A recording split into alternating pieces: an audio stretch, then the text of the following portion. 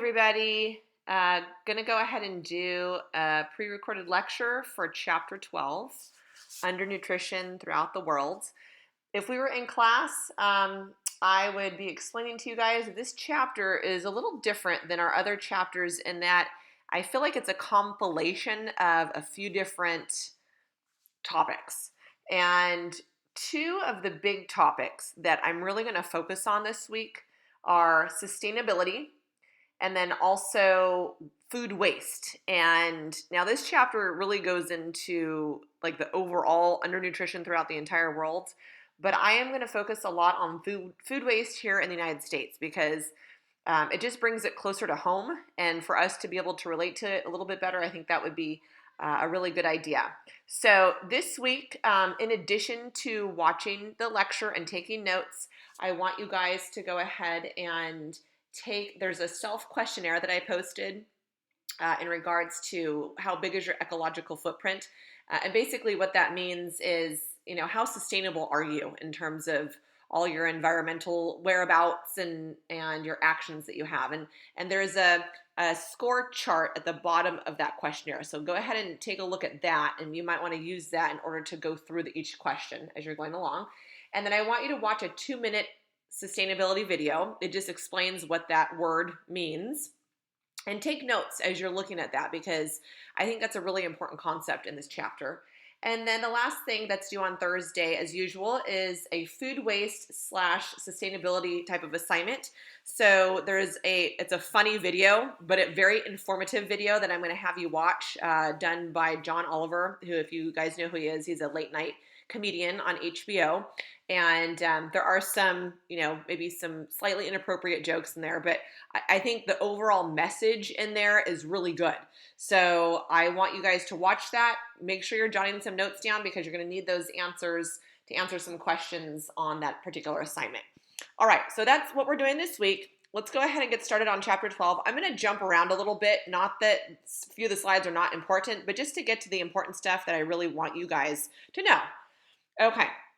So the first thing that they show us in this chapter is basically a few different terms. Now, these are things that we've gone through in class already in some other chapters, but just as a refresher, there's a difference between, remember, we talked about hunger and we talked about satiety in an earlier chapter. We talked about appetite and how that all is different.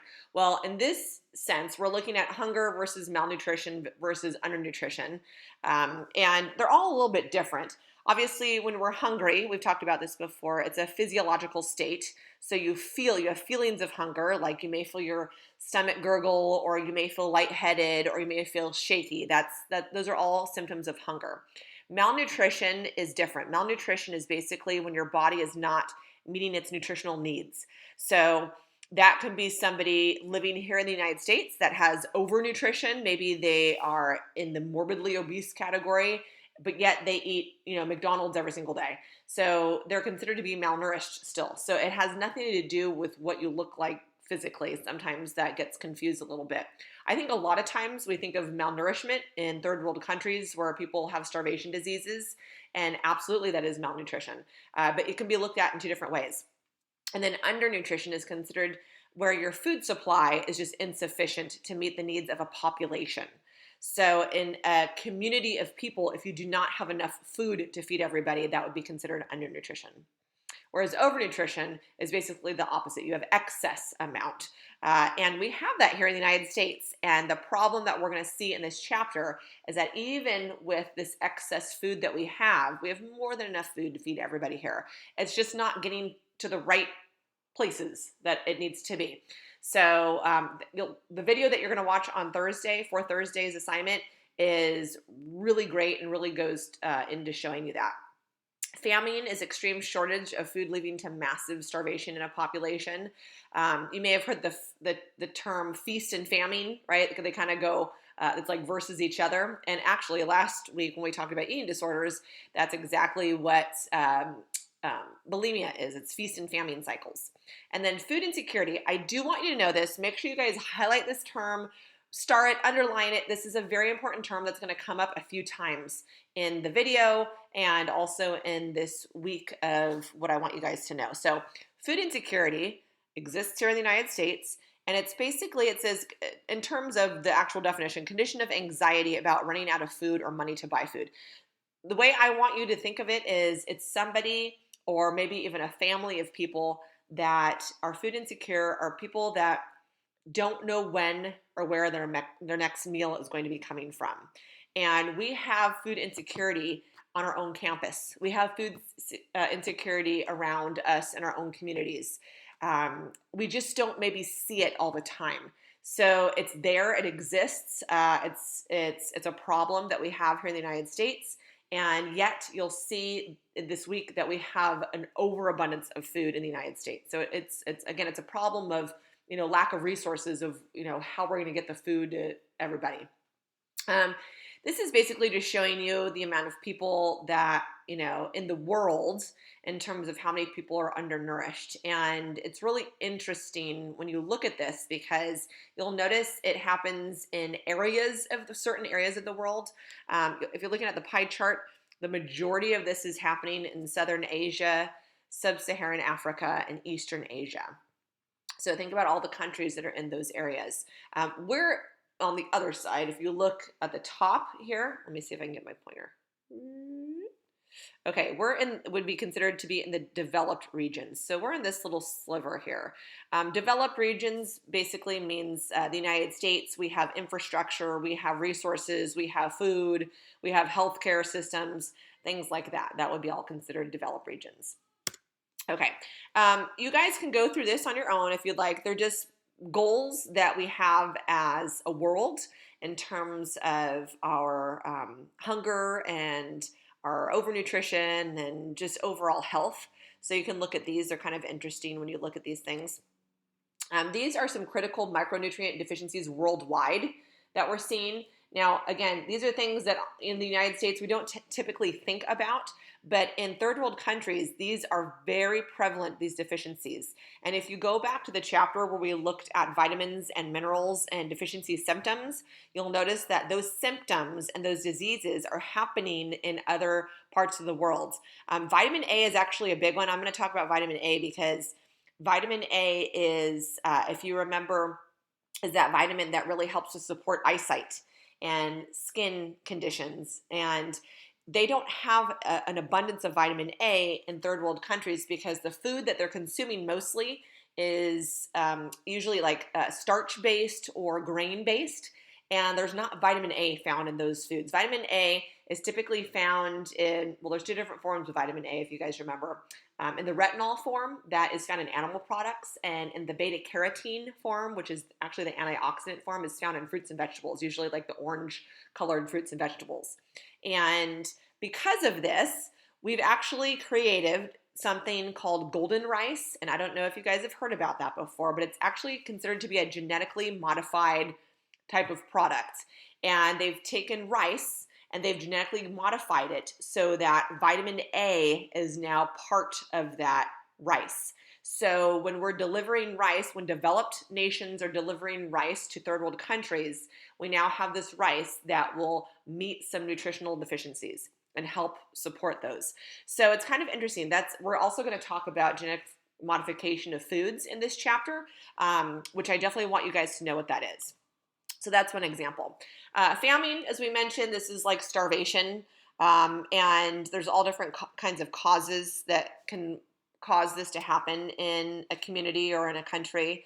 War can be one of the reasons, bad weather, crop failure. I remember a few years back, there was a really bad hurricane season, and I don't know if you guys remember this at all, but we were not able to get tomatoes. I know it sounds kind of silly, but we were not able to get tomatoes here in California because the tomato crops in Florida were being affected.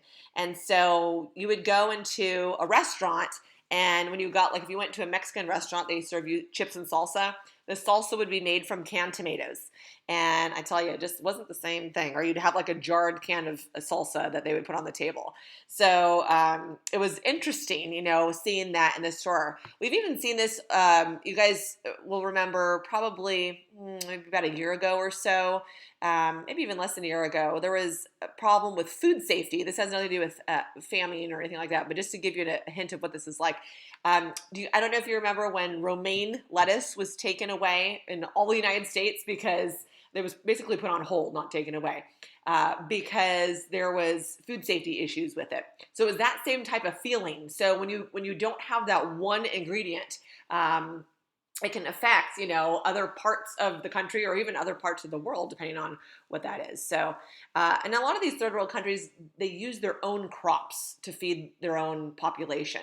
And so if there's bad weather that year, or if there's just something that didn't go right with that, that can absolutely cause that. The general effects of starvation. In one of the chapters, the protein chapter, we talked about two different starvation diseases, kwashiorkor and marasmus.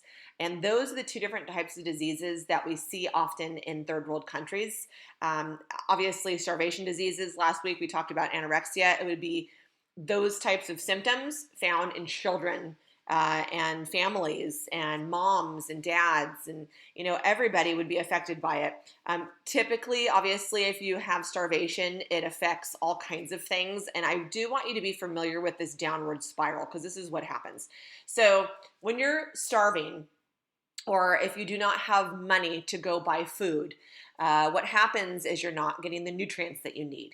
And so because of that, you're now making your immune system's lowered, you're more disease prone, and making it so your body is just not healthy enough to fight off anything that comes your way, basically. So now you're starting down on this downward spiral, okay? Downward spiral. Inadequate or inappropriate food leads to stunted development or premature death. Now, this is talking about in children. Downward spiral.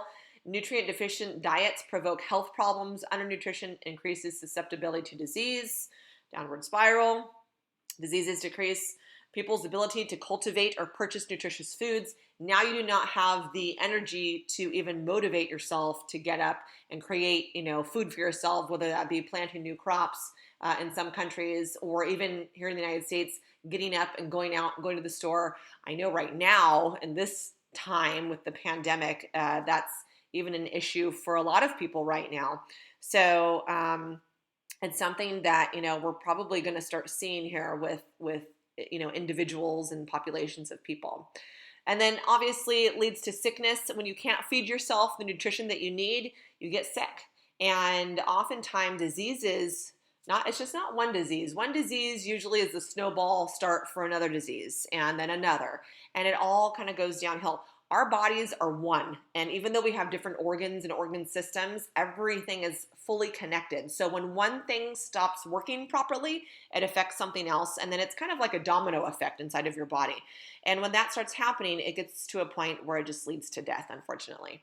So obviously, when you're in a situation where you don't have access to food, for whatever the reason may be, that can ultimately lead to poor health and this downward spiral, which can ultimately lead to death. So one of the things that we've done here in the United States is we've tried to address these nutrient deficiencies, worldwide by a few different things: supplementation, fortification of foods. We've done that here in the U.S. There's so many different foods, as you guys know. Enrichment is another one that we've done with grains. When we go to eat like bread and grains, it goes through that milling process. And what I want you guys to do is when you watch that video, the John Oliver video, it will show you exactly what's going on in the United States in terms of undernutrition. So here's just some bullet points with some facts and figures for you guys. But that video will show you, I think, even a better depiction of what that's looking like. But, if you're living in poverty, which I want you guys to note, is the number one reason for undernutrition. So let me repeat that. Poverty, it's actually the first bullet point here. Poverty is the number one reason for undernutrition, malnutrition in the United States. So obviously it kind of makes sense. If you don't have enough money, you're not going to be able to afford paying for food. And we're talking about, when you're living in poverty, you have choices between food, rent, or heat. Oftentimes, living in certain parts of the United States. And so people it's survival. They're making certain choices depending on the amount of money that they have in order to survive and how they're going to live. So food, cheap food, think about like cheap food that we have in the United States.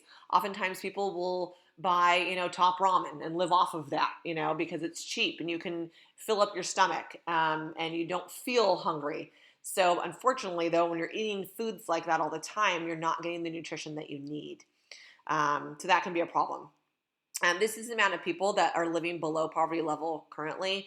46.5 million people, about 15%. And that equates to an annual income for a family of four, $23,492 per year. 21.8 million of the poor are children. The poverty for 65 plus is increasing.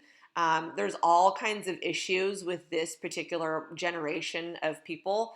When we get to the last chapter in the book, it talks specifically about this, how this generation of people is faced with all kinds of health issues for all different kinds of reasons. But it's interesting that the poverty for this age group is increasing. And obviously that affects, everybody else and below them as well and their families. This is interesting, looking at the ethnic breakdown of poverty rate. 27% for blacks or African Americans, 26% for Hispanics, 11% for Asians, 10% for whites. Oftentimes it's more related to politics and socioeconomic trends than scarcity of food. And this is a big one because we'll see this in the video of how food waste here is in the United States. I'll let you guys take a look at this on your own. These are just some programs. Now, I think this is so actually important to look at, because if you know anybody in your family, friends, or maybe your family, your own family, that is low income, and especially right now with people losing their jobs and, because of the pandemic, food is something that is becoming, I think, even more important in people's minds because they are having a harder time accessing it. And there's so many programs that are available out there providing food for low-income families. And I think a lot of families don't access it. They've done studies on this. One of the main reasons has to do with shame, the feeling of shame and not feeling like they want anyone to know that they're low income. And so they don't take advantage of these services. So one of the services, let's see, I wanted to put on here is this National School Lunch Program. I can give you personal information right now. I know in my kids' school district, which is Capistrano Unified School District, and I think most school districts in California are doing this right now. Because of the National School Lunch Program, they have made basically food available to every student in the district. So every day they have basically, it's like a drive up. And you stay in your car and they're bringing bags of food to however many kids are in the car with you. No questions asked. So I don't know how many families, it'd be interesting to look at the data of how many families are taking advantage of this during this time. But I did have a friend tell me the other day that she went and there was just tons and tons of food and not very many people there. So I don't know the specific numbers, but there's so much food available here in the United States, but a lot of people just aren't taking advantage of it. So it's kind of getting the word out there of all these different great programs that are available to people that are living, with low income. Okay.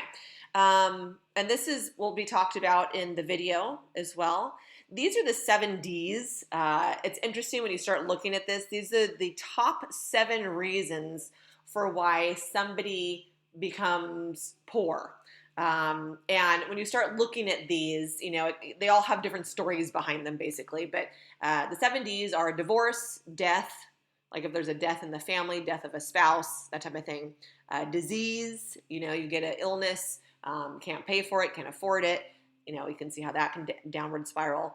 Downsized, disabled, disasters, and debt. So these are the 7 Ds. You guys don't need to know this for final exam purposes, but it's just interesting to look at and start thinking about each of these reasons for why somebody would, become in that poverty situation. Okay, so one of the things that we have here in the United States is access to healthy food.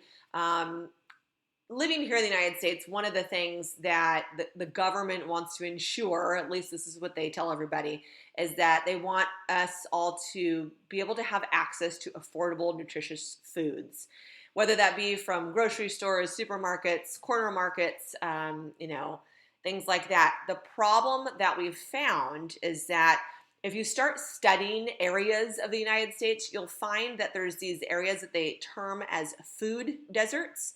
And it's basically areas that just don't have access. They don't have easy access to grocery stores. They don't have easy access to food markets and corner stores and restaurants and things like that. So oftentimes there's these food deserts where people, have to drive hours to go to a store, and the food that oftentimes is at the store is not considered to be high quality food. So they're, living off of canned food for a lot of the year, that type of thing, just because of their living area that they live in and the environment that they live in. There's all kinds of programs, like I mentioned before, that are trying to get the word out that, there is food available for you. Michelle Obama, when she was when her husband was in office, she started an initiative called Let's Move. And I don't know if you guys remember it at all, but she started a whole healthy eating movement where she would go into schools and she would have a team of people go into schools and get all the kids active and eating right and nutrition education and all that good stuff. But the problem with it is that you can only, reach, there's so many schools in the United States and you can only reach so many. So, it's still online. You can still find information about it. There's not new information posted on the website when you go look at it. But if you're interested in learning more about it, you can just Google it. But it seemed like a good idea. But as far as the reality of it, it didn't really get too far in terms of, reaching all the schools nationwide. That could be a whole conversation in and of itself, you guys, quite honestly. And we'll talk about a little bit about it in the childhood nutrition chapter of childhood nutrition and nutrition education in the classroom and what your guys' thoughts are on all that. Okay, so let's look at, this is more information that'll be in the video that I want you guys to watch. This is just talking about population versus food ratio, also in the video. Let's go ahead and look at, I want you guys to be familiar with, this is called sustainability. You're going to watch a video on that and take the little questionnaire on that. Here's the video that you'll see. I posted it. Okay, the last thing I want you guys to know in this chapter has to do with genetic modification of foods. And you may, if we're in class, I'd have you guys do a search. So I do want you to do a search. I want you guys to do just a quick Google search. You can do it on your phone as you're listening to this right now if you want. Look up the word genetically modified organism, GMO. You can probably just type in GMO and see what comes up. I want you guys to be familiar with what that is. And basically, if I had to describe it, it's where you take a gene from one organism, a gene from another organism, and you basically put them together to create the ultimate organism of whatever that may be. Now, the reason why this is coming up in this chapter, think about the golden rice that I just mentioned before. That is genetically modified food. There is, in class, I have you guys do a whole pros and cons list of genetic modified organisms. So you can do that on your own if you'd like. Just look up some pros for GMOs and some cons. And it's really interesting when you start looking at the two. This is one of those things that if you were to do, this might be a good thing for you guys to do for your extra credit in here. Look up some documentaries that are pro-GMO, and then also look up some documentaries that are against GMO. And it's, in the end, I have to say, it's hard when you're looking at it of, are genetic modified organisms good? Some people say yes, some people say no, and where I'm talking about experts too, scientific experts. Well, there's a lot of people that agree to disagree on this type of subject because it depends on what you're doing the genetic modification for. When it comes to food, we've found there's, people can have the desired food. You guys, a perfect example. I have a perfect example for you guys. Seedless watermelon, which we probably have all had before in our life. That's an example of a genetic modified organism type of food. Corn is highly genetically modified here in the United States. There's a documentary called King Corn, very interesting. You guys might want to check it out. That would also be a good extra credit type of assignment for you guys. But King Corn basically goes into what corn is and where it comes from and how it's grown and the process of it. Corn is in so many foods. When you start looking at labels and ingredients, corn is highly genetically modified. It's in so many different foods. There's a lot of pros with genetic modification, though, too, in terms of feeding the hungry and getting nutrient foods and nutrient-packed foods into people that need it. So I think there's there's both sides of the equation in this. So I just want you guys to be familiar with what genetic modification is. That would be a great debate to have in class. Obviously, we're not in class, so we can't do that. But I just want you to look at kind of look at both sides of the equation, pros and cons, and know what it is. Okay, so it's basically transgenic organisms, where you're taking one DNA from the host plant. We'll say corn in this, DNA from bacteria that produces a protein toxic to the European corn borer. So basically what they're doing here in this example, genetic modification, another example would be when you produce a food that is now naturally resistant to pests. And farmers love this. Corn is a perfect example again, because if you start planting, so organic foods would be foods that are not genetically modified. So if you have organic corn, what happens is that farmers have a really hard time with keeping the crop because so many, again, pests, meaning bugs and insects and things like that, come and take over it.